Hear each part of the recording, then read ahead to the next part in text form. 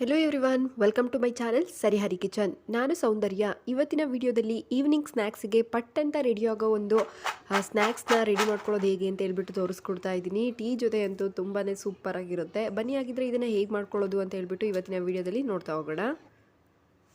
ಇದನ್ನು ಮಾಡೋದಕ್ಕೋಸ್ಕರ ಇಲ್ಲಿ ನಾನು 1 ಕಪ್ಪಷ್ಟು ಅಕ್ಕಿ ಹಿಟ್ಟನ್ನು ತೊಗೊಂಡಿದ್ದೀನಿ. ನೋಡಿ, ಈ ಕಪ್ ಅಳತೆಯಲ್ಲಿ 1 ಕಪ್ಪಷ್ಟು ಅಕ್ಕಿ ಹಿಟ್ಟನ್ನು ತೊಗೊಂಡಿದ್ದೀನಿ. ಸೇಮ್ ಕಪ್ ಅಳತೆಯಲ್ಲಿ ನಾವು ನೀರನ್ನ ತೊಗೊಳ್ಬೇಕಾಗುತ್ತೆ. ಹಾಗಾಗಿ ಇದನ್ನು ಒಂದು ಬೌಲ್ಗೆ ಟ್ರಾನ್ಸ್ಫರ್ ಮಾಡ್ಕೊಳ್ತಾ ಇದ್ದೀನಿ. ನಂತರ ಇಲ್ಲಿ ಒಂದು ಕಡಾಯಿನ ಇಟ್ಬಿಟ್ಟು ಈ ಕಡಾಯಿಗೆ ಅದೇ ಕಪ್ ಅಳತೆಯಲ್ಲಿ ಕರೆಕ್ಟಾಗಿ 1 ಕಪ್ಪಷ್ಟು ನೀರನ್ನು ಹಾಕ್ಕೊಳ್ತಾ ಇದ್ದೀನಿ. ಈಕ್ವಲ್ಲಾಗಿ ಹಾಕ್ಕೊಂಡ್ರೆ ಸಾಕು ನೀರು ಮತ್ತು ಹಿಟ್ಟನ್ನು. ಇದಕ್ಕೆ ರುಚಿಗೆ ಉಪ್ಪು ಹಾಗೆ ಒಂದು ಅರ್ಧ ಸ್ಪೂನಷ್ಟು ತುಪ್ಪ ಹಾಕ್ಕೊಳ್ತಾ ಇದ್ದೀನಿ. ತುಪ್ಪ, ಬೆಣ್ಣೆ, ಎಣ್ಣೆ ಯಾವುದನ್ನಾದರೂ ಯೂಸ್ ಮಾಡ್ಬೋದು. ನೋಡಿ, ಇದಿಷ್ಟು ಕರಗಿ ಚೆನ್ನಾಗಿ ಕುದಿ ಬಂದ ನಂತರ ಇವಾಗ ಇದಕ್ಕೆ ನಾವು ತಗೊಂಡಿರೋ ಅಂಥ ಅಕ್ಕಿ ಹಿಟ್ಟನ್ನು ಸೇರಿಸ್ಕೊಳ್ಬೇಕಾಗುತ್ತೆ.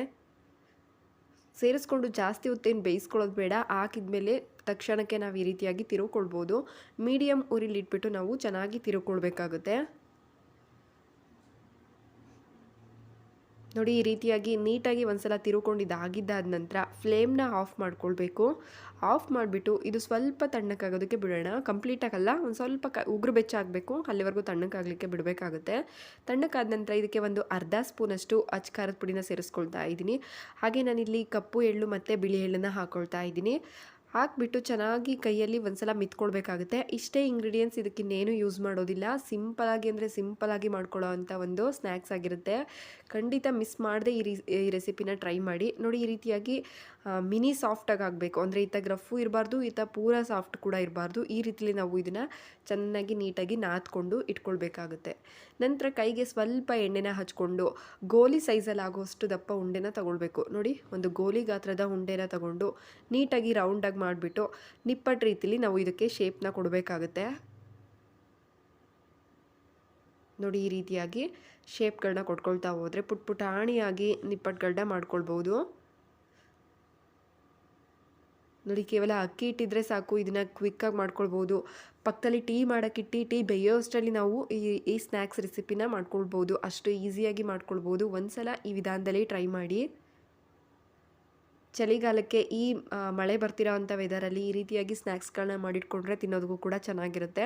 ನೋಡಿ, ಈ ರೀತಿಯಾಗಿ ಎಲ್ಲದನ್ನು ಕೂಡ ಮಾಡ್ಕೊಂಡಿದ್ದಾಗಿದೆ. ಇದನ್ನು ನಾವೀಗ ಎಣ್ಣೆಯಲ್ಲಿ ಬೇಯಿಸ್ಕೊಳ್ಬೇಕಾಗುತ್ತೆ. ಅದಕ್ಕೂ ಕೂಡ ಎಣ್ಣೆನ ಕಾಯಲಿಕ್ಕೆ ಇಟ್ಟಿದ್ದೀನಿ. ಎಣ್ಣೆ ಕಾಯ್ದ ನಂತರ ಇದನ್ನು ಒಂದೊಂದನ್ನೇ ಹಾಕ್ಕೊಳ್ಳೋಣ. ಎಷ್ಟು ಹಿಡಿಯುತ್ತೆ ಬಾಣಲಿಗೆ ನೋಡಿಬಿಟ್ಟು ಸೇರಿಸ್ಕೊಳ್ಬೇಕಾಗುತ್ತೆ.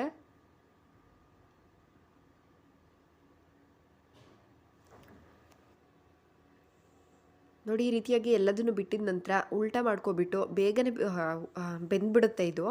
ನೋಡಿ, ಈ ರೀತಿಯಾಗಿ ಉಲ್ಟಾ ಮಾಡಿಕೊಂಡು ಬೇಯಿಸ್ಕೊಳ್ಳೋಣ.